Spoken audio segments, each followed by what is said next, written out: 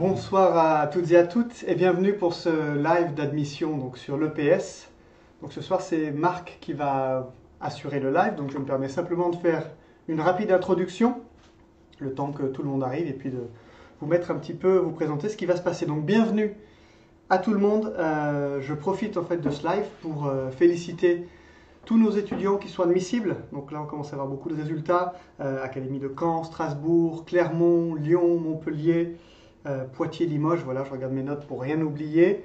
Bravo à tous nos admissibles, ça nous fait très plaisir quand on consulte les résultats de vous voir, on est ravis pour vous. Donc bon courage, du coup, on compte aussi sur vous pour profiter de ce live.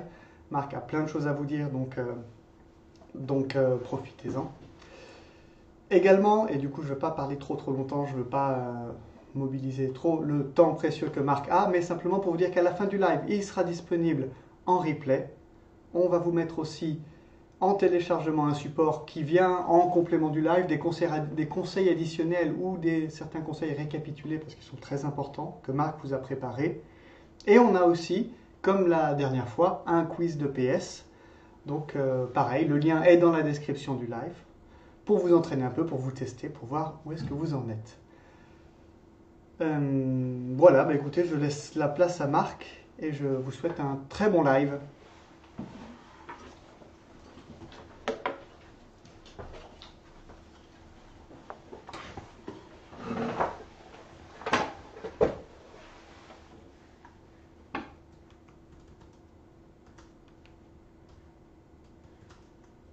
Bonsoir à toutes et à tous. On est en train de faire un dernier réglage technique. J'ai un petit souci, mais j'ai vu que c'était le cas la semaine dernière pour Véronique. Alors je meuble un petit peu pendant que Nicolas est en train de régler les problèmes techniques. Vous voyez qu'on n'a plus de micro autour de la chemise, donc on s'est équipé de manière qualitative pour que vous puissiez suivre au mieux le live de ce soir. Je vais vous délivrer rapidement le plan du live pour que vous sachiez ce qui vous attend. La volonté, c'est de vous offrir des pistes. Vous avez bien entendu énormément travaillé, vous connaissez, vous savez plein de choses. Parfois, vous n'avez peut-être même pas conscience de savoir toutes ces choses-là. Les pistes et les conseils qui vont être donnés vont vous permettre de mieux les agencer et d'arriver mieux armé en sachant, comme Véronique l'a évoqué mardi dernier, en sachant ce que le jury attend de vous, pour que vous puissiez vous mettre dans la bonne posture, dans le bon positionnement et répondre à ses attentes. Alors dans un premier temps, il y aura une petite introduction pour un temps de présentation pour que l'on puisse répondre aux questions qui, quoi, comment. Ensuite, j'ai noté les principes fondamentaux de l'EPS. Non pas que je veuille à travers ce chapitre-là vous proposer une synthèse vitesse grand V de l'EPS à l'école primaire.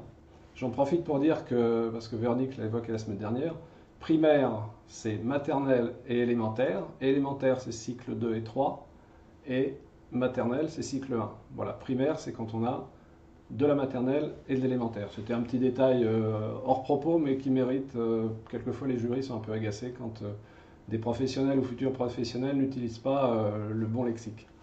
Les principes de l'EPS sont là pour vous donner des pistes, pour vous permettre de construire une ossature à votre discours et de vous donner de la sécurité avant même d'aborder les épreuves orales. Une échelle de positionnement qui est un outil qui est utilisé par les jurys. Celle que je vais vous présenter, dans la mesure où j'ai une éthique professionnelle, je n'ai pas repris celle que j'utilisais lorsque j'étais membre de jury dans une académie, mais elle s'appuie sur le même principe. C'est pour que vous voyez un petit peu les catégories de candidats qui peuvent émerger et comment les membres du jury gèrent cela.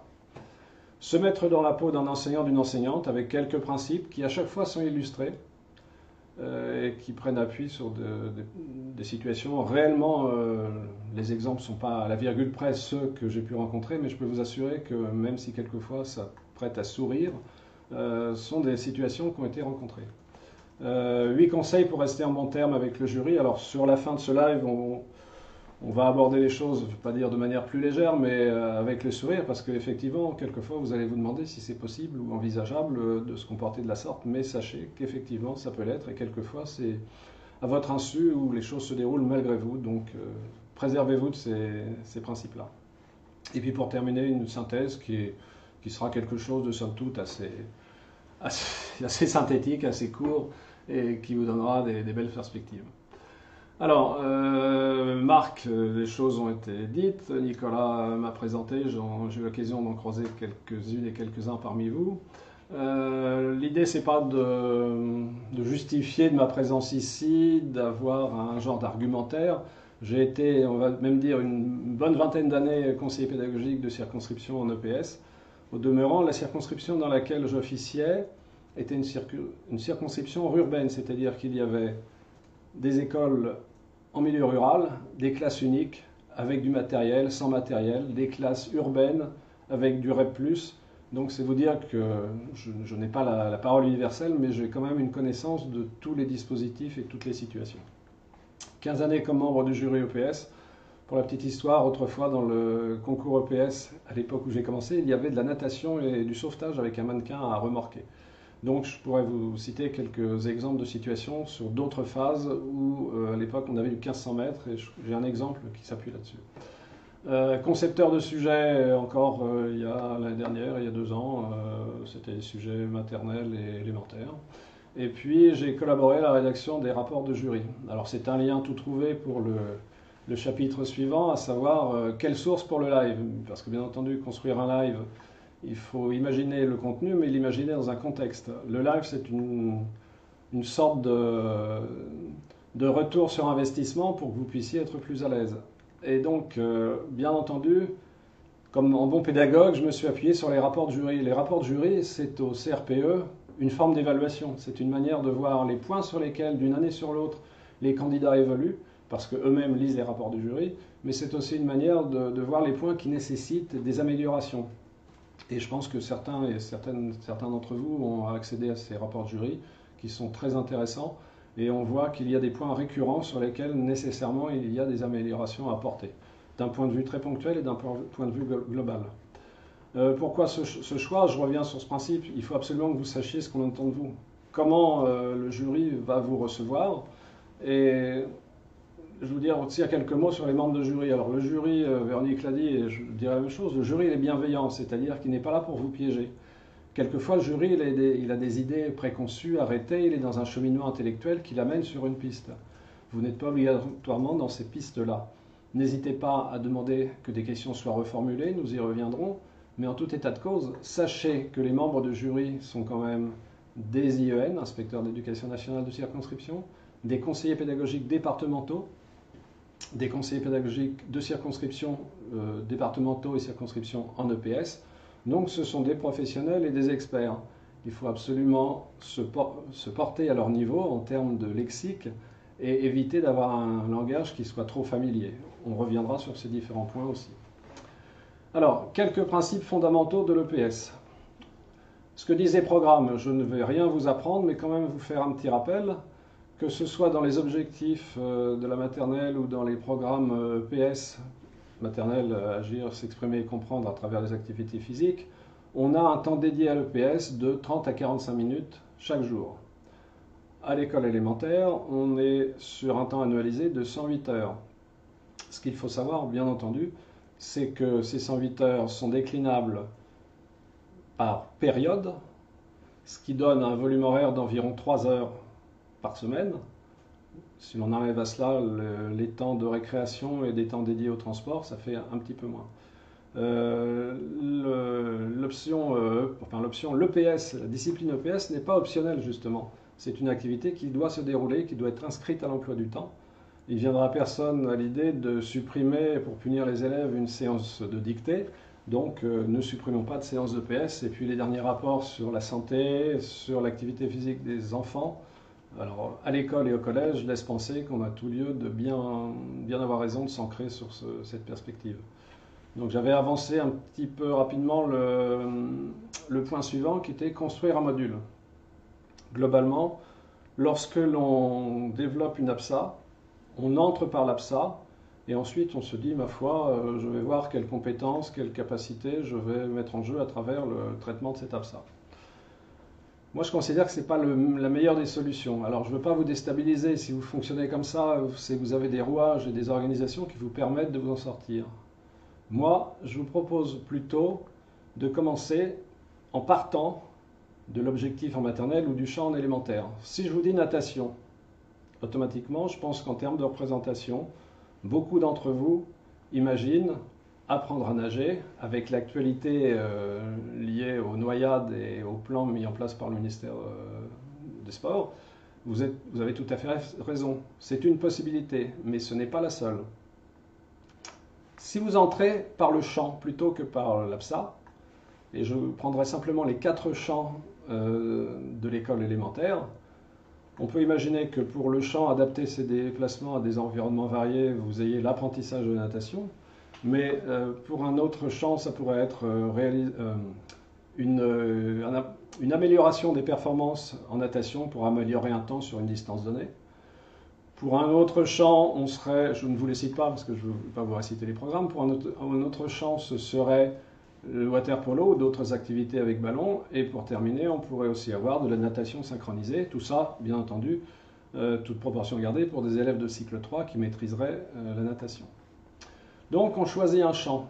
Au demeurant, rappelez-vous que les 4 champs doivent être ciblés sur l'année de manière équitable et qu'on ne doit pas dédier 80% du temps à un champ particulier.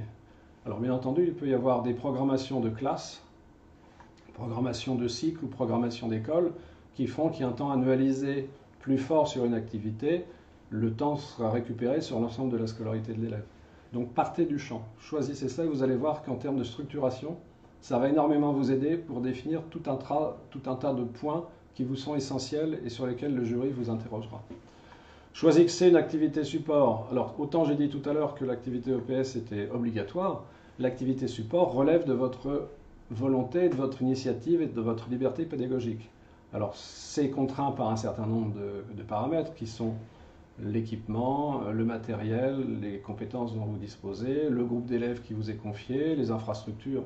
Mais choisissez l'activité support pour étayer le champ et programmez-la sur l'année. Évaluez les élèves pour savoir quel est leur niveau initial dans l'APSA de référence que vous avez choisi. Une fois que vous avez cette information, dites-vous par rapport à leur niveau de pratique, là où vous voulez les emmener. Et dès lors que vous aurez fixé ce point-là, définissez les attendus. Alors définir les attendus, ce n'est pas définir les attendus de manière globale. J'ai pour habitude de dire que les programmes sont suffisamment fermés pour être contraignants et suffisamment ouverts pour être interprétés. Là, il faut que vous interprétiez. Parce que si vous en restez sur une définition liée au programme, vous allez être pas dans un magma, mais dans une définition très large, qui ne donnera pas la possibilité de savoir exactement ce que vous proposez aux élèves et ce que vous souhaitez qu'ils fassent au terme de ce module d'apprentissage, de cette séquence. Donc définissez toujours de manière précise et pragmatique.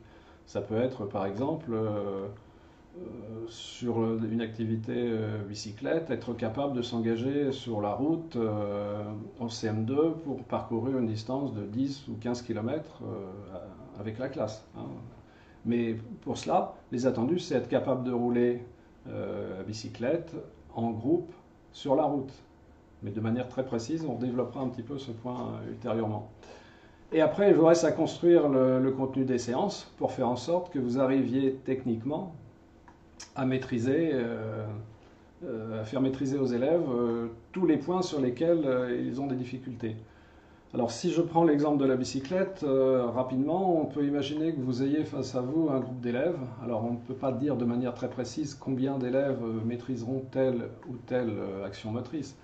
Mais savoir faire de la bicyclette, si vous les mettez dans la cour de récréation, sur un terrain légèrement en pente, et que vous les observez en leur demandant d'aller d'un point à un autre, vous avez ceux qui allègrement franchiront le parcours et se rendront à l'autre point de la cour, ceux qui iront de manière timorée et ceux qui ne décolleront pas parce qu'ils sont bloqués, ils ont des problèmes. Si vous constituez un groupe de niveau, vous allez avoir ceux qui savent faire, ceux qui savent presque faire et ceux qui ne savent pas faire. Évitez d'aborder les groupes de niveau, parlez plutôt de groupes de besoins. Je m'explique, si vous avez un groupe de besoins parmi ceux qui ne savent pas faire, vous aurez des élèves qui ne maîtrisent pas l'équilibre, des élèves qui n'arrivent pas à maintenir la trajectoire et d'autres par exemple qui n'arrivent pas à maîtriser le freinage. Et à chacun de ces élèves, au sein de groupes, vous les ferez participer à des ateliers au cours desquels ils auront, et vous aurez construit de manière progressive, des situations avec des repères dans l'espace, dans le temps, par exemple pour le freinage, une ligne ou une corde au sol à partir de laquelle ils doivent actionner la manette de frein pour s'arrêter dans une zone qui sera définie par un tapis ou par deux autres cordes ou par des traits de couleur à la craie sur le sol. Pour les élèves qui ne tiennent pas l'équilibre, si on est sur un plan incliné, on va baisser la selle, leur permettre de descendre comme s'ils étaient sur une draisienne et petit à petit compter le nombre de contacts au sol avec les pieds pour voir que progressivement il y a de moins en moins de contacts et puis que la notion d'équilibre se maîtrise. Alors je le fais de manière synthétique, mais vous voyez bien qu'on a une situation de départ, un niveau de performance, des attendus qu'on s'est fixés avec une marge de progression acceptable, il ne faut pas qu'il y ait un écart trop grand, et puis derrière, on a construit nos contenus d'apprentissage. Et là, on est en mesure d'être plus pragmatique et de donner aux membres du jury des informations sur ce que doivent faire réellement les enfants. Cibler toute la classe et chaque élève, quand on parle de différenciation, vous voyez bien que si on a des groupes de besoins, on a répondu à cette problématique. Tous les élèves progresseront, y compris ceux qui sont les plus performants, auxquels on proposera des situations où on leur permettra de développer un certain nombre de compétences dans d'autres registres. Si je prends l'exemple de la bicyclette pour ceux qui roulent bien, ce n'est pas parce qu'on roule bien seul dans la cour qu'on est capable de rouler en groupe, de tenir des rôles de leader, de meneur, de serre-fil, de partenaire, de garder des distances réglementaires. Il y a vraiment tout un tas de points à faire évoluer, mais il faut prendre en compte tous les élèves. On a tendance à faire progresser ceux qui ont des difficultés, il faut penser que les autres doivent aussi réaliser des progrès. S'interroger sur la sécurité des élèves, parce que ça c'est la clé de voûte, il faut systématiquement que vous ayez cela en tête et que vous proposiez des situations où les élèves sont en sécurité. Échelle de positionnement des candidats. On a une question peut-être, oui, Nicolas me fait signe. Est-ce qu'on doit connaître les compétences au niveau cognitif, moteur développées selon chaque APSA? La réponse, elle va être relativement simple, enfin à mon sens, c'est que par rapport à l'APSA, aux APSA que vous devez travailler, vous devez être en mesure de pouvoir construire un module ou une séquence d'apprentissage qui permette de répondre à toutes ces questions et de mettre en place un dispositif qui, oui, Nicolas me fait des signes, et qui permettra de faire progresser chaque élève. Donc j'aurais tendance à dire oui. Alors, ce n'est pas un oui franc et profond, parce que vous n'êtes pas des professionnels, vous êtes des futurs professionnels de l'éducation, mais il faut impérativement maîtriser un certain nombre de compétences. Ça sous-tend aussi l'idée que vous devez avoir en tête l'idée que... Lorsque je regardais les questions, l'idée que la connaissance du développement des enfants sera aussi un guide pour vous. Si vous n'êtes pas en phase entre l'activité que vous proposez et l'âge de développement des enfants, ça posera problème. J'en profite pour vous dire que la maternelle est pointée du doigt dans bon nombre d'académies comme un niveau pour lequel les connaissances de développement moteur des enfants, entre autres, n'est pas suffisamment perçue. Donc j'espère avoir répondu à la question, mais qui peut le plus, peut le moins, pas avec une profondeur extrême, mais quand même connaître tous ces aspects développement et de maîtrise des compétences à ce niveau-là. Échelle de positionnement, je reviens sur le principe. Vous l'ignorez peut-être, alors pour avoir été membre de jury, globalement vous êtes interrogé, vous avez un jury de 2-3 personnes qui est dans la salle, qui vous interroge en face à face, et puis à l'issue de la confrontation, vous prenez congé. Le jury ne vous donne aucune information sur la note, sur la qualité de votre prestation, mais il va délibérer, il doit vous attribuer une note. Alors le jury, qu'est-ce qu'il fait? Il a un regard global. Les membres du jury, parfois en cachette, ou attribuent une note globale, et puis après, ils prennent une grille avec des curseurs qui sont positionnés en fonction d'un certain nombre de critères pour voir si vous correspondez à un profil ou à un autre profil et à une catégorie de candidats. Alors bien entendu, ce que je vais développer, ce que j'ai proposé, 4 catégories pour 4 profils, on n'est jamais uniquement dans un profil donné parce qu'il y a des critères qui relèvent d'un profil 1, voire d'un profil 2. C'est ce qui permet de faire varier le curseur et de vous attribuer un point, un demi-point en plus ou 2. Et ce qui fait qu'au bout du compte, ça fera la différence en termes de dixième, et c'est là-dessus qu'il faut que vous vous battiez et que vous vous accrochiez. Alors, profil 1, EPS, activité décontextualisée. Je veux dire que pour catégoriser la chose, les candidats qui relèvent de ce profil-là sont un peu des candidats qui n'ont pas bien mémorisé ce qu'ils ont appris, ce qu'ils ont lu, ou alors n'ont pas bien appris ce qu'ils voulaient mémoriser, on le formule comme on veut, mais globalement il y a une carence en termes de capacité à restituer, voire de travail préalable, donc on est sur quelque chose de très flou, et on sent que le candidat, quand on est membre du jury, on sent que le candidat se raccroche à quelque chose qu'il a lu, peut-être récemment, et il essaie de le plaquer, mais c'est hors contexte, ça ne présente pas un intérêt, voire c'est complètement décalé avec la situation. On est dans une posture d'occupation, mais pas d'apprentissage. C'est ce qui fait la différence entre, alors c'est pas péjoratif, mais entre un centre de loisirs pour lequel on va avoir des enfants qui seront heureux. Quelquefois, les candidats nous disent, ben oui, c'est bien, les enfants sont en activité, ça se passe bien, ils sont contents. Est-ce que c'est suffisant ? La finalité de l'école, c'est pas que cela. Le référentiel, il dit bien qu'on doit apprendre des choses aux élèves. Donc il faut que ça débouche sur des apprentissages. Or, pour ce type de candidat, on n'est pas là-dessus. On a une mise en danger des enfants, et là-dessus, je le dis et je le redis, les membres du jury, même bienveillants, entre guillemets, quelquefois, c'est rédhibitoire, quoi. Quelquefois, quand on est membre de jury, on se dit est-ce que je confierais mes enfants à cet enseignant ? Je sais bien que vous n'êtes pas encore enseignant, mais mettez-vous dans l'idée que vous abordez les épreuves orales non pas comme des candidats qui ont bien appris leurs leçons, qui sont capables de le restituer, mais comme des déjà futurs enseignants, ce qui sera votre cas selon des modalités différentes, selon les académies à la rentrée, et qui sont en mesure de gérer un groupe d'enfants en leur permettant de développer des apprentissages sans les mettre en difficulté. Donc on aboutit globalement à des positions pas réalistes, et puis ce profil 1, et cette catégorie 1, c'est la catégorie qui en gros va avoir entre 0 et 4-5. Le profil 2, l'EPS est une activité qui ne prend pas en compte l'âge des élèves. En gros, il y a peut-être une meilleure connaissance de l'activité, mais il y a une inadaptation au niveau des élèves. C'est-à-dire que pour certains aspects, on peut faire illusion, on peut imaginer que ça pourrait bien se passer, mais il y a toujours un grain de sable. Quand la question est relayée sur l'entretien après l'exposé, on s'aperçoit que c'était un petit peu fragile. Mais c'est un peu plus en phase quand même avec les attendus que la catégorie supérieure. L'évaluation existe. Alors, vous savez toutes et tous qu'il doit y avoir des phases d'évaluation, mais ces phases d'évaluation, elles doivent servir l'enseignant comme elles doivent servir l'élève.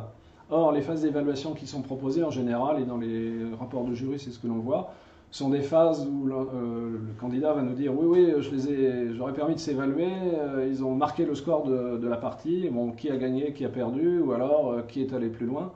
Mais l'idée de l'évaluation, c'est de prendre appui dessus pour permettre une évolution et une progression dans la pratique, en termes d'activité physique et sportive.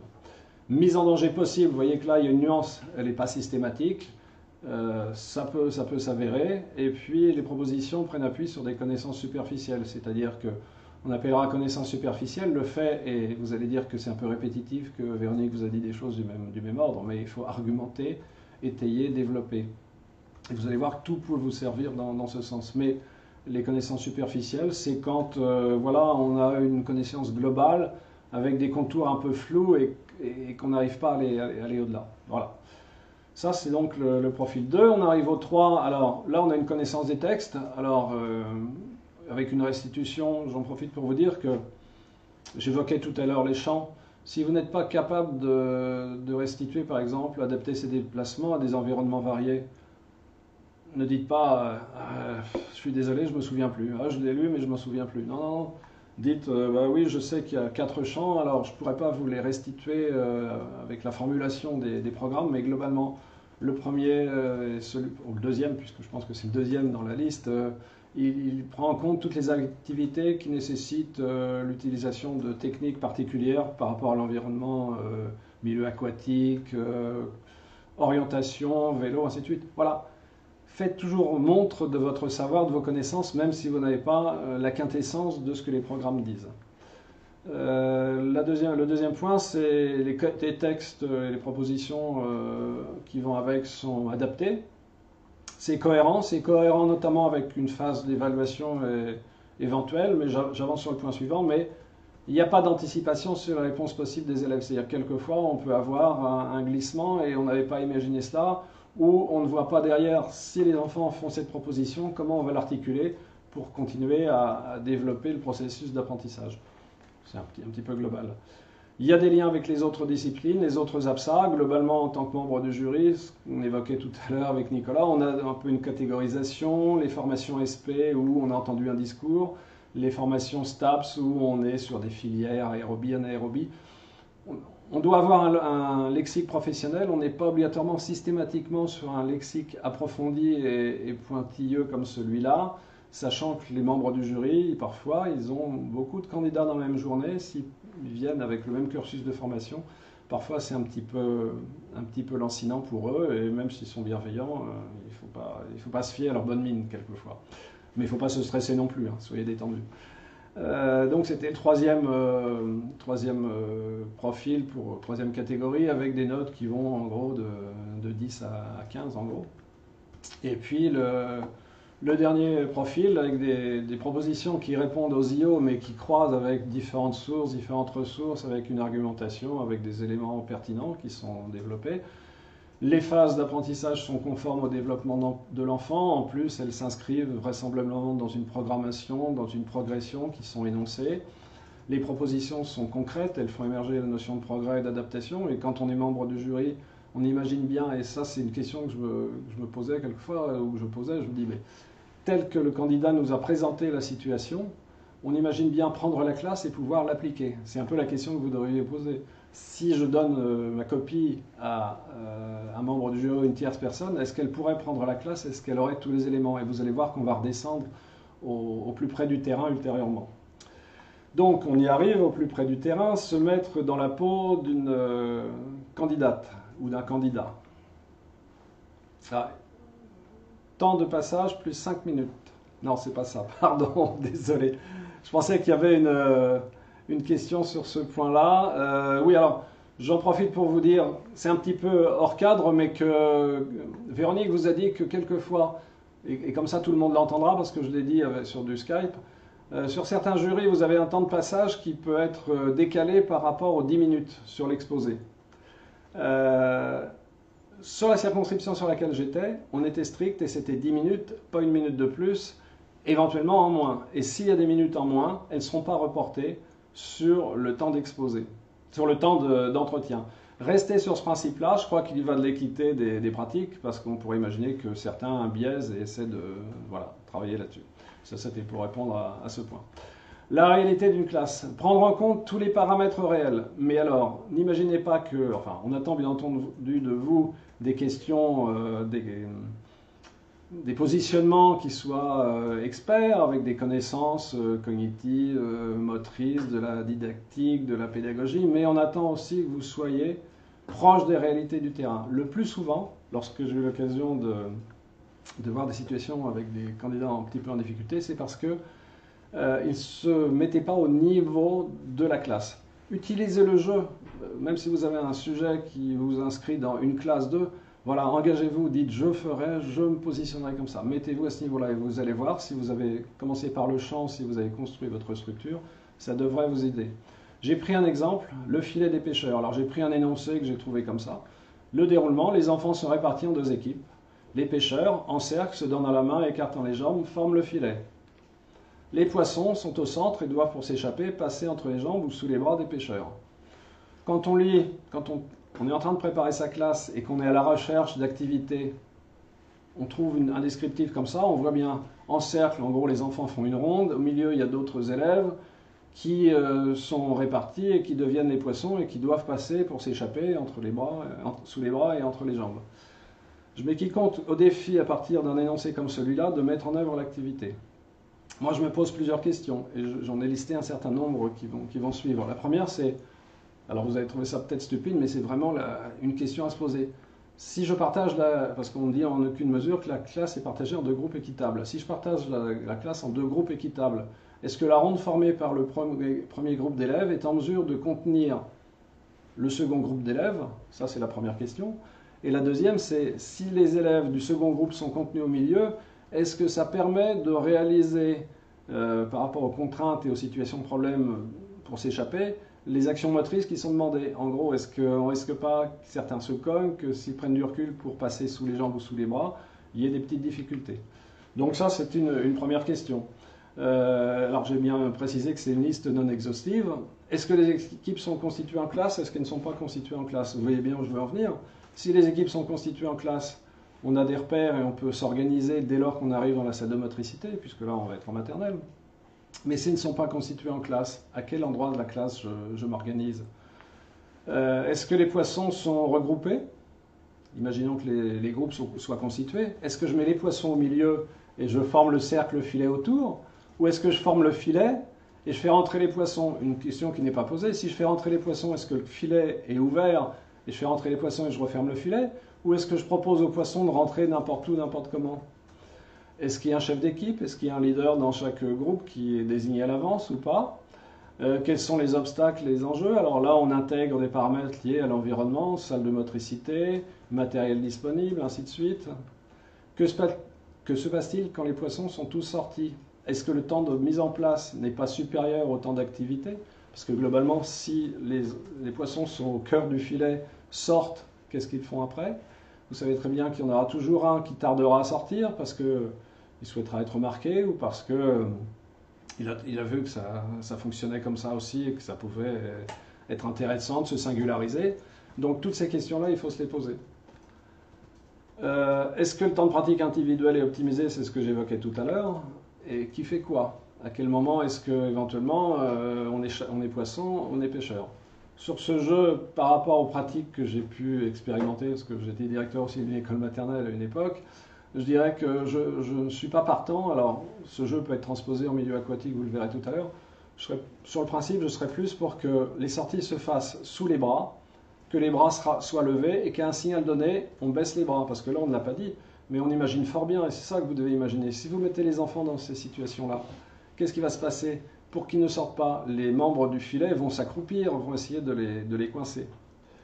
On peut faire courir un élève en maternelle combien de temps? On est plutôt sur des distances que des durées. Je crois que c'était 8 secondes en termes de durée. Enfin, je réponds à l'encontre de ce que je viens de dire, mais je crois que c'était de l'ordre de 8 secondes.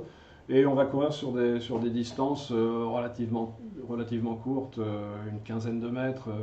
En tout état de cause, on ne va pas développer des courses longues.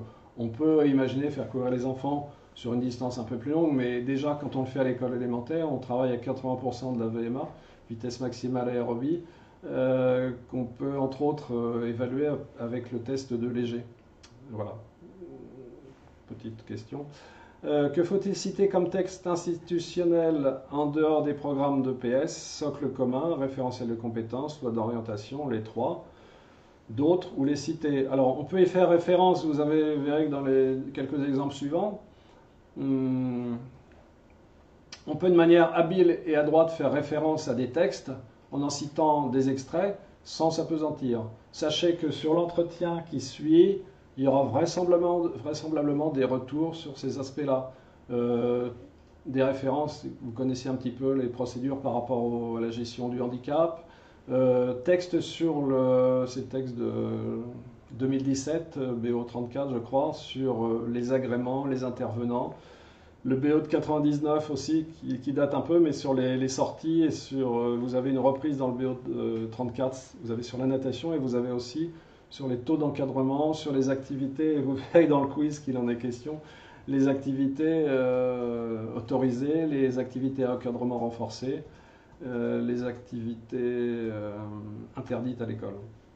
Donc je pense que sur ce point, on a à peu près répondu, puis on reviendra sur un certain nombre d'éléments qui peut-être vous aideront, mais n'hésitez pas à ressolliciter Nicolas sur ce point-là si vous considérez que je n'ai pas répondu complètement à la question. Vous voyez que j'ai encore mis les consignes sécuritaires par rapport à la situation. Donner des consignes claires, ça c'est un autre point. Dans les rapports de jury, il est évoqué le fait que les consignes n'étaient pas obligatoirement suffisamment claires. Elles ne sont pas suffisamment claires parce que lorsqu'on interroge des candidates et des candidats sur quelles consignes donneriez-vous, alors la question, la situation c'est On souhaite qu'un groupe d'élèves traverse un terrain en dribblant dans le cadre d'une APSA basket. Voilà. Et là, je vais me mettre au niveau du terrain. Donc l'APSA basket, vous voyez, des enfants qui doivent traverser de part et d'autre un terrain. Alors, la question que le jury va vous poser à terme, si vous n'y répondez pas, c'est qu'est-ce qui sera dit concrètement aux élèves? Alors, je regarde mes notes parce que j'ai une formulation pour éviter de la réinventer.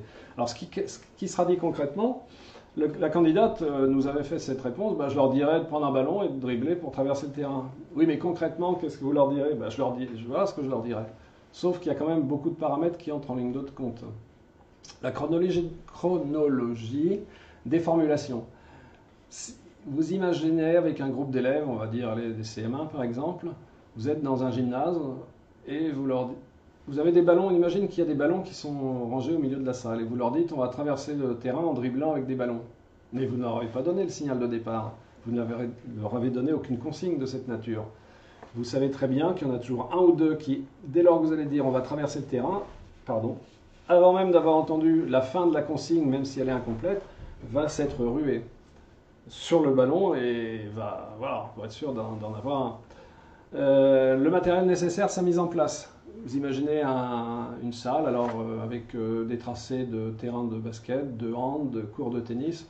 On va imaginer que le déplacement il se fera de la ligne de double blanche à la ligne de double blanche sur la largeur. On n'aura pas la même situation et c'est pour ça que je vous dis qu'il faut être pragmatique et très carré. Si vous annoncez clairement au jury, voilà, j'ai rassemblé mes élèves le long de la sortie des vestiaires, le long de la ligne de tennis, ligne blanche, parce que c'est pas la même chose de les rassembler le long de la ligne blanche que de les rassembler au milieu du terrain. Si vous voulez leur dire de traverser de la ligne blanche à l'autre ligne blanche et que vous êtes au milieu du terrain, on va perdre du temps parce que on va vous la montrer après. Voilà, on la montre. Les ballons, ils sont où? Alors, le matériel nécessaire, on a oublié de sortir, il est dans le logement matériel, on va le chercher, la porte est étroite, il y a deux enfants qui passent, ou trois qui passent plus vite que les autres, ils se ruent, ça prend du temps, on veut le ballon qui soit mieux gonflé, vous avez oublié de gonfler les ballons, vous allez au gonfleur, vous perdez le groupe de la classe, et c'est très souvent sur des petites situations, mais qui paraissent anodines, et vous dites ça, je pourrais gérer, non, non, non, pensez bien à tout cet aspect matériel, c'est ça qui va vous mettre en porte-à-faux si vous êtes avec la classe, et c'est ça qui va faire la différence devant le jury, parce qu'on verra qu'on a quelqu'un de pragmatique qui est vraiment engagé dans la conduite d'une classe et qui a pensé à tous les petits grains de sable. Oui, alors je suis d'accord avec vous, tout ce qui est des contenus est important, mais il faut le restituer en contexte et il faut montrer qu'on est capable de se mettre en place. L'enseignant ne peut pas tout contrôler, tout déléguer. Pensez quelquefois des petits repères, par exemple, des repères avec des scotch ou des feuilles de couleur au sol pour que les enfants puissent être positionnés. Alors, je prends ma feuille, je vais vous lire ce que j'avais imaginé ou quelque chose du genre. La consigne, ça pourrait être Léa, qui est une élève de la classe, va vous distribuer un ballon à chacun. Puis vous vous alignerez sur la ligne blanche, voilà, sur les repères ou en gardant une distance de sécurité que l'adulte validera.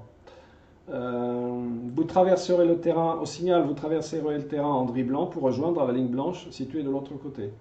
Ce n'est pas une course de vitesse. Si le ballon vous échappe, en faisant attention à vos camarades, vous repartez de l'endroit où le ballon est tombé. Et cette consigne, on l'a fait reformuler par les élèves, parce qu'ils ne vont pas intégralement, un élève ne pas la restituer, mais ils vont la dire avec vos mots. Quelquefois, ce seront des mots d'enfants qui seront dans un lexique ou dans une syntaxe peut-être moins carrée que la vôtre, mais tout le monde aura compris.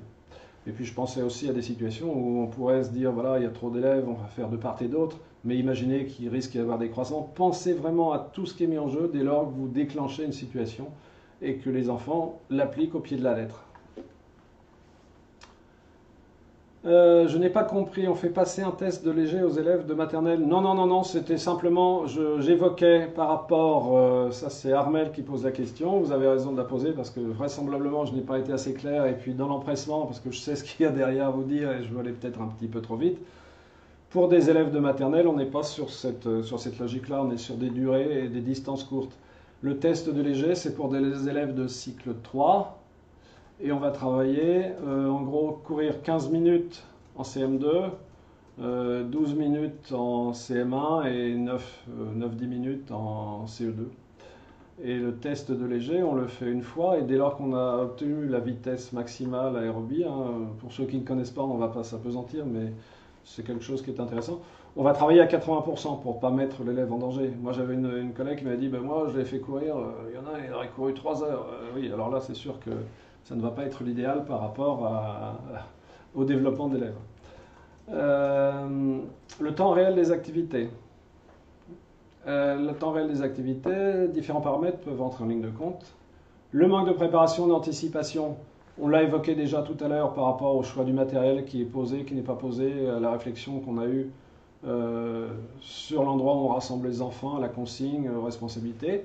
Les choix préalables qui sont inadaptés, et là on voit quelquefois, oui, des enseignants qui, en cours de pratique, s'aperçoivent que ça ne va pas se passer comme prévu, et qui du coup disent, bon, ben, on arrête tout, on se remet là, on change. Non, ça c'est pas l'idéal. La posture de l'adulte qui est parfois inadaptée parce qu'il y a une perte de contrôle de plus en plus flagrante, et les enfants prennent un peu la main, et la posture n'est plus celle de l'enseignant qui maîtrise et qui induit et qui propose des situations problèmes.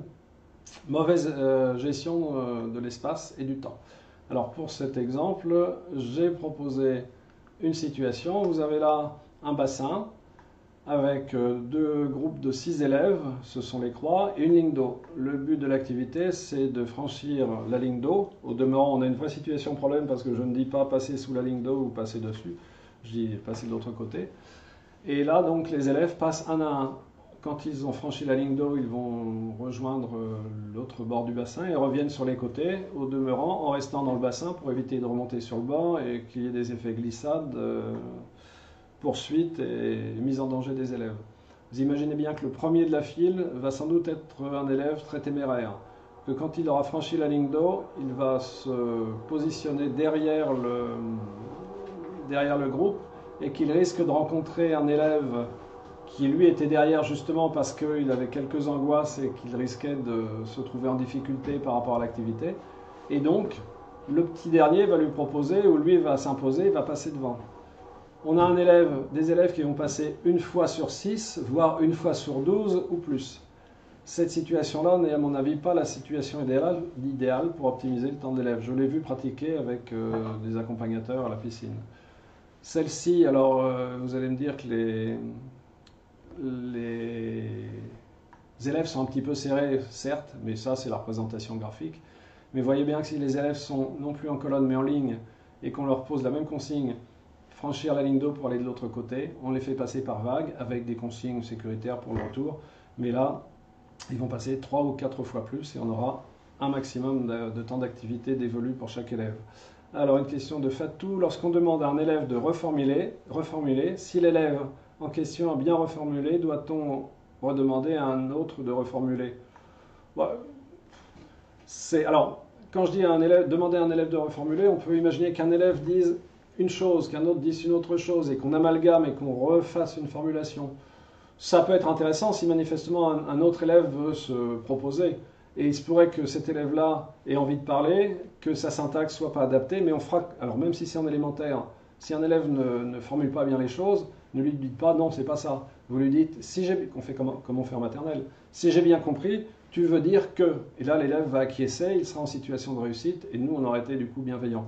Donc la réponse, c'est non, on ne demande pas systématiquement. Si tout le monde, ça a l'air transparent et que le climat de classe le permet, on peut avancer, mais c'est bien de le faire systématiquement et en toutes circonstances, pas seulement en EPS. Regard critique sur ces observations, ça c'est du vécu. Alors la candidate qui dit, lors d'un stage d'observation, l'enseignante avait organisé un match pour les élèves qui maîtrisaient bien le jeu dans la salle voisine, dans une salle voisine, c'était bien, ils étaient autonomes. On voit bien que la focale elle est mise sur l'autonomie des élèves, on voit que c'est judicieux de sa part, mais par ailleurs, est-ce que l'on peut laisser des élèves sans surveillance dans un espace comme celui-ci? La réponse est claire, la surveillance elle doit être effective et permanente. Donc la réponse c'est non. Vous savez qu'il y a des élèves qui malheureusement se sont pendus dans des couloirs d'école. On imagine qu'a fortiori dans un espace comme celui-ci, voilà, il peut y avoir plein de situations à risque. Donc on ne fait pas cette proposition et on ne l'imagine pas comme ça. Même si vous avez observé dans des classes, vous avez fait des stages et vous avez vu des choses. Alors là, ça sera le dernier point sur le PowerPoint, mais ce que vous avez vu dans les classes, ce n'est pas la vérité et la loi universelle. il faut hiérarchiser la fiabilité de ces sources. Et la clé de voûte, c'est les sites et documents institutionnels. Donc, tout ce qui est BO et autres socles et autres documents sur EduSchool, Canopé, USEP et autres ressources de cet ordre-là. Même si vous êtes dans une classe, même si les choses se pratiquent régulièrement, demandez-vous toujours, au regard de ce que disent les textes, est-ce qu'on est en conformité? Même si c'est la directrice, même si, il y a des choses qui parfois sont déviantes et mettent en péril la sécurité des élèves, l'intégrité ou même le respect des textes. Les propositions émanant d'éditeurs, en général, quand elles arrivent, elles sont intéressantes, mais un manuel et le sommaire, ce n'est pas les programmes. Donc parfois il y a des raccourcis, des économies qui sont faites. Les blogs, les forums et retours sur observation de stage, j'ai parlé sur les observations de stage. Blog, forum, y apprendre et à laisser. Si vous décidez de construire votre module, si vous savez ce que vous cherchez et que vous avez travaillé par rapport au champ, vous allez vite trouver, sinon vous risquez fort de vous perdre. Et puis n'hésitez pas à utiliser l'exploitation d'expériences personnelles, tant dans le cadre de centres de loisirs et autres, en transposant l'école, que dans le cadre d'activités que vous avez pu mener, même lors d'une fête de famille, par rapport à des expériences très très personnelles, en transposant et en illustrant. Il ne faut pas que ce soit plaqué, mais en utilisant des ressources de cet ordre-là, vous pouvez très bien faire un lien intelligent. Juste, je reviens sur le 1500 dont je vous avais parlé au début. On a une candidate qui s'était inscrite sur le 1500, sur charge pondérale, 0,5 sur 20 à la course. 19 sur 20 parce qu'elle a développé un module d'apprentissage qu'elle a dédié à des enfants en situation de handicap en prenant appui sur son expérience personnelle. Donc tout peut être utilisé. L'essentiel, c'est de le mettre en phase et de le relayer par rapport à l'activité en milieu scolaire. Alors, ne pas décrire ce que le jury voit. Alors là, je vais faire un petit peu court parce que je vois que le temps passe, mais on a quelquefois, alors que ce soit une vidéo, que ce soit une image ou que ce soit un texte, si vous reprenez, paraphrasez globalement ce qui est sous les yeux, alors je vois sur l'image des élèves avec des bonnets jaunes poursuivis par un élève avec des bonnets bleus qui cherche à les attraper. Enfin, je vous passe le côté lancinant du descriptif que je pourrais faire. Les membres du jury l'ont sous les yeux, c'est le sujet de la demi-journée, donc ils le connaissent par cœur, pour peu que vous soyez 3e ou 4e. Voilà. Donc là, on voit la situation filet des pêcheurs que l'on peut imaginer avec une comptine récitée, et on baisse les bras, un signal que les enfants se sont donnés. Et là, les enfants sont prisonniers, et du coup, ils reviennent et ils rejouent. Et celui qui est prisonnier, il intègre le filet, ce qui fait qu'on n'a pas un enfant qui est puni, qui reste sans activité et qui s'engage systématiquement dans l'activité. Donc moi j'aurais dit globalement pour une image comme celle-ci, bon, au demeurant je préciserai dans un premier temps que d'un point de vue sécuritaire, même si l'ensemble du dispositif n'est pas lisible, en termes d'accompagnement on est en deçà des seuils officiels et vous les citez, et puis dire que voilà on a 3 activités qui relèvent de jeux que les enfants ont pu pratiquer en milieu terrestre, ce qui a permis d'éluder un certain nombre de critères et de paramètres d'angoisse que peut générer le milieu aquatique, puisque les enfants connaissent les camarades, les règles de jeu, enfin ainsi de suite. Utiliser le langage adapté, ni empoulé ni excessif, c'est là que j'en viens à une petite lecture, parce que là ça ne s'invente pas. Alors je vous le fais quand même rapide. J'ai l'intime conviction que la situation pédagogique proposée relève d'un choix fort judicieux. En effet, nous pouvons confirmer sans aucun doute que les élèves auxquels cette pertinente activité est proposée seront en mesure d'enrichir leur registre moteur grâce à cette activité de lancer. Un barème semble permettre d'attribuer des valeurs à chacun des lancers et ainsi de formaliser les réussites de chacun comme autant d'éléments d'évaluation. Alors bien sûr, ça c'est un texte écrit. On imagine mal dans le milieu sportif partir sur un délire verbal comme celui-ci, et n'oubliez pas que vous avez un temps restreint, donc soyez concis, ça part d'un bon sentiment, vous maîtrisez la langue et en termes d'éthique, vous la redistribuerez auprès des élèves, mais bon, on se calme un petit peu sur cet aspect-là. De même, quand c'est trop familier, alors le jury a l'air sympathique, les membres du jury sont souriants, on s'avachit un petit peu sur sa chaise, on est un petit peu en déséquilibre, et puis on a entendu des choses du genre... bon, il y a des élèves avec des balles qui lancent de l'autre côté de la salle, ils ont l'air de bien s'amuser, ils ne risquent rien. Alors déjà, il y a et sur la forme et sur le fond. Ils doivent toucher des cordes et des cerceaux avec les balles. Il y a beaucoup de balles, mais, et ça je peux vous garantir, Mais les loulous sont super cool. Ah oui, il y a des loulous, des zouzous, des... Non, non, non, non, on n'est pas dans l'affect, on n'est pas dans ce registre-là. On est les futurs enseignants, donc voilà, réservez-vous. Moi, j'aurais plutôt dit, bon, l'organisation de l'activité de lancer proposée aux élèves de grande section garantit la sécurité de ces derniers. On peut revenir sur le détail. Donc là, on a dit on a situé grande section, hein, et quand bien même c'est un texte qui vous est proposé, vous resituez le cadre. Il faut que vous disiez qu'il y ait l'exemple ou pas. Vous construisez un contexte, mais vous devez impérativement faire en sorte que le jury le comprenne. Donc donner des indicateurs. Par exemple, on évoquait la piscine. Est-ce que c'est une piscine avec escalier, avec échelle et escalier, le grand bain, le petit bain, les profondeurs d'eau, c'est tous ces éléments-là. C'est vous qui contextualisez et qui mettez en place. Et vous avez une grande liberté, donc ne vous mettez pas dans l'embarras en créant un contexte qui ne vous correspond pas. Et puis après, je dirais, la finalité de l'activité déclinée au sein de ces 3 ateliers est de lancer loin de manière précise. Les balles souples et les sacs lestés sont proposés, les zones de lancer sont matérialisées ainsi que des cibles à viser, cerceaux et côtes tendues. Un dispositif d'évaluation par validation des réussites est prévu. Donc quelque chose de cet ordre-là, ça permet d'élargir et de donner des informations suffisantes sans avoir l'air de le faire, mais en avançant ses pieds en disant, vous voyez, je connais sur la sécurité, je connais sur les attendus par rapport au niveau, à la tranche d'âge des élèves. Alors, le jury n'est pas là pour vous piéger, comme je le disais.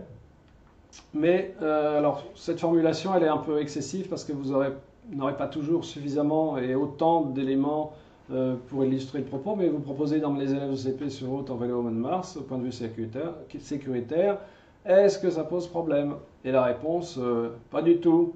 Et la réponse qui avait été formulée dans une situation de cet ordre-là, c'était pas du tout. En gros, je sais ce que je dis. J'ai vu dans une école dans laquelle je suis allé en observation, j'ai vu des élèves de CE2 pratiquer la bicyclette et je peux vous dire qu'il y avait des élèves de CP qui roulaient aussi bien que les élèves de CE2. Sauf qu'il y a peut-être d'autres enjeux et que c'est pas parce qu'on a observé et qu'on imagine que ça puisse être possible. Emmener des enfants de CP sur route, non, on ne l'imagine pas. Voilà, donc, mais prenez pas le jury pour plus stupide qu'il n'est. Quelquefois, il pose des questions pour prêcher le faux pour savoir le vrai ou prêcher le vrai pour savoir le faux.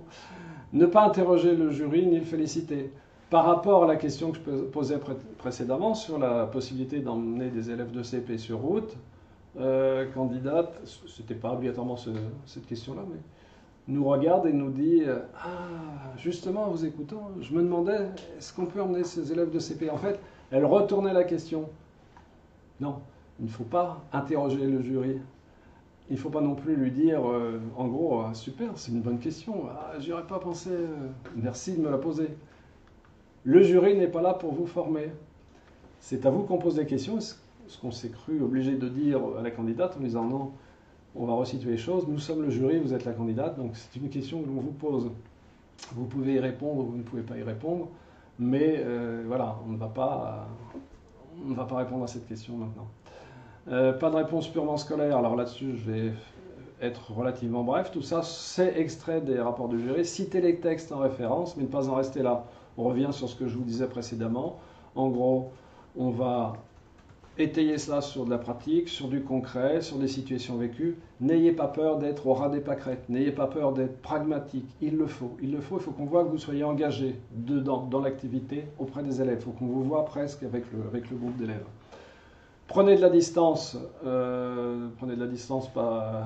c'est pas écartez-vous du jury, mais prenez de la distance par rapport à la question. Parfois, répondez pragmatiquement à une question directe, mais élargissez aussi le propos. Le jury n'est pas incompétent. Ne pas faire reformuler une question en sous-entendant que le jury s'exprime mal. Alors là, je l'avais noté aussi parce que c'était assez intéressant. Et avec l'autre membre de jury avec qui j'étais, on se disait...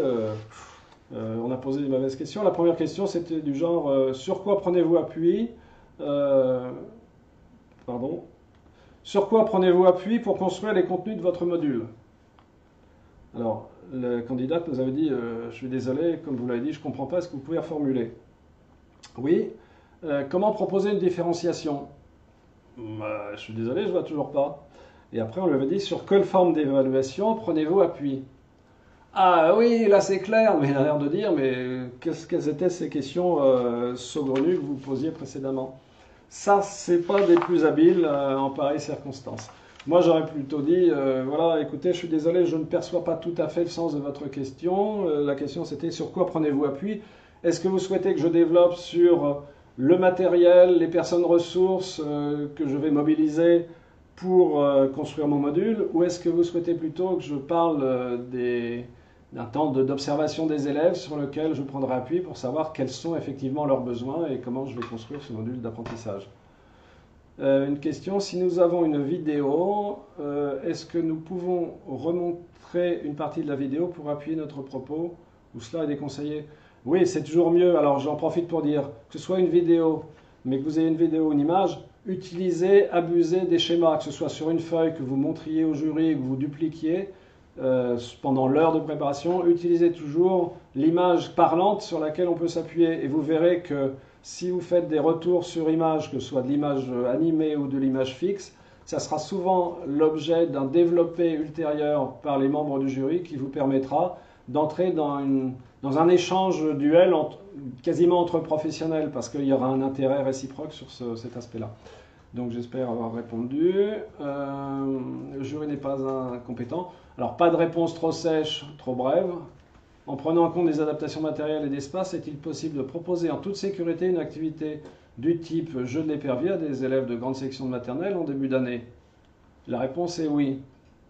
Peut-être que c'est oui, mais peut-être qu'il faut illustrer, qu'il faut étayer, qu'il faut développer, comme on vous le dit et comme on vous le redit. Peut-être balayer moins, peut-être être plus habile dans la manière dont vous exposez ce que vous savez, ou vous ouvrez des portes et des fenêtres pour dire voilà, j'en sais un peu plus sur le socle, j'en sais un peu plus sur le référentiel, j'en sais un peu plus sur les programmes, mais j'y fais référence, je vous dis 2-3 mots, on pourra y revenir. En gros, c'est un jeu avec le jury aussi. Hein. Et puis donc, on arrive quasiment dans les temps, au temps de synthèse. Alors, ayez confiance. Maintenant que vous en êtes là, je ne vais pas dire que le plus dur est fait, mais vraiment, c'est un grand pas de franchi. Si par hasard ça s'est mal passé, dites-vous que tout ce que vous construisez pourra vous servir et pourra étayer un futur engagement. J'en profite pour vous dire que lors des accueils des jurys, lorsque vous êtes accueillis pour la distribution des sujets, pour aller dans la salle de préparation, on peut vous solliciter pour vous demander si vous acceptez qu'un observateur libre, je cherche le terme, mais puisse être présent. Alors ce sont en général des profs d'ESP, ou alors des candidats, et dans les rapports de jury, certains jurys conseillent aux candidats qui ne sont pas admissibles de le solliciter pour voir comment ça se passe. Et il m'est arrivé d'avoir une candidate qui n'était pas admissible, qui était admissible, qui n'avait pas préparé et qui a préféré s'inscrire comme observatrice. Ce sont des personnes qui se mettent dans le fond de la salle, qui ne doivent pas prendre de notes, pas participer, mais qui voient comment l'épreuve se déroule. Vous avez tout à fait possibilité de refuser si vous êtes de nature un peu angoissée, stressée. C'est pas la peine d'en surajouter. Donc apprenez appui sur vos connaissances et au regard d'un certain nombre d'éléments, vous en avez énormément, il faut les organiser et en gros vous ayez déjà une architecture avant d'arriver, parce que globalement, sous une forme ou sous une autre, ça va être un module d'apprentissage, 2-3 séances, mais on va être sur la même chose. Donc pensez toujours à mes petits champs, à la structure que je vous ai proposée en venant sur le live. Ne mettez pas les élèves en danger, parce que ça c'est rédhibitoire, et la question qu'on se pose c'est oui, est-ce que je confierai mes enfants à cette personne? Est-ce que c'est quelqu'un qui va faire pratiquer l'EPS? Vraiment, c'est des questions que les jurys se disent. Disons, c'est quelqu'un qui ne fera pas pratiquer l'EPS, c'est pas possible. Ou oui, on la sent bien, et vous n'avez pas les ressources sous la main, vous dites vers quoi vous tournez. Structurez votre pensée et votre propos, parce que ça sera plus simple pour vous. Détendez-vous, et surtout soyez vous-même, ne cherchez pas à composer, parce que vous serez plus à l'aise.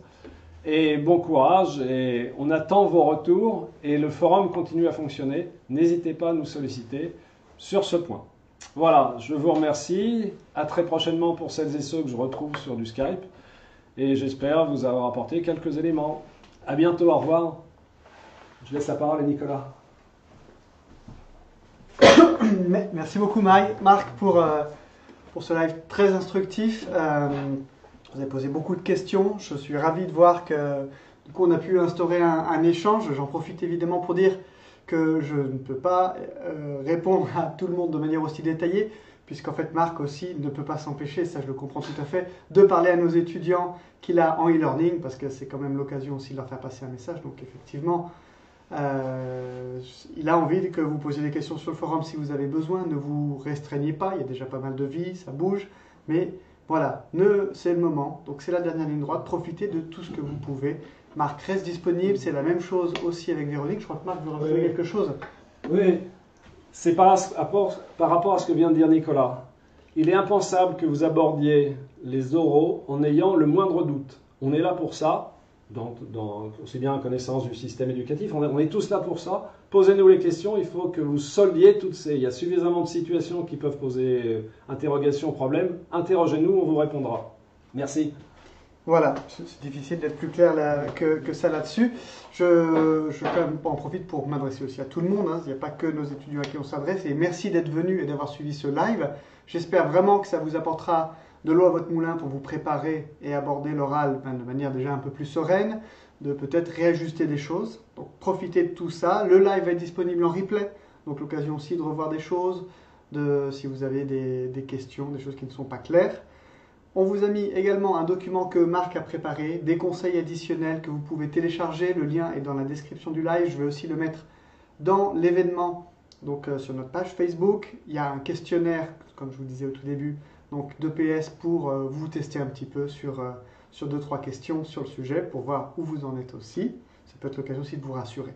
C'est notre dernier live du coup avant la rentrée, puisque finalement on ne va pas pouvoir reporter le live de Christine parce que son live était énormément basé sur des conseils pour rendre vos dossiers professionnels, pour préparer tout ça. Donc malheureusement pour des raisons personnelles plutôt graves, Christine n'a pas pu assurer ce live, on en est désolé pour elle aussi de tout ce qui a pu se passer. Donc on se retrouvera à la rentrée, évidemment, pour tous ceux qui viendront suivre notre formation. Que vous veniez en présentiel, que vous soyez à distance, les lives qui auront lieu chaque semaine dans les matières d'admissibilité et d'admission aussi. L'admission, il faut commencer ça tôt. C'est pas à vous que je dois le dire maintenant, je pense que ceux qui sont là en ont conscience. Donc vous pourrez retrouver tout ça sur notre plateforme de e-learning. Je ne sais plus ce que je voulais vous dire d'autre, je regarde rapidement mes notes. Oui, important, et ça c'est valable pour tout le monde, aller à l'oral. J'ai déjà discuté avec des étudiants à nous qui m'ont dit non, mais en fait, je ne pensais pas être admissible, finalement je suis admissible et je ne suis pas prêt. Eh bien écoutez, allez-y, comme ça déjà vous n'aurez pas de regrets, tentez ce que vous avez à tenter, et surtout, même dans le pire des cas, ce que je ne vous souhaite pas, mais si ça ne se passe pas bien, dites-vous que c'est une occasion d'apprendre, et que si c'est le métier que vous voulez faire, eh bien, vous serez toujours mieux préparé l'année prochaine, plutôt que de repartir au point où vous en êtes maintenant, que vous aurez déjà avancé. Donc voilà, donc, pour tous ceux qui sont admissibles, allez à l'admission, quel que soit votre état d'âme, ce n'est pas le moment d'avoir un état d'âme. Voilà, profitez de tous ces conseils aussi qu'on vient de vous donner.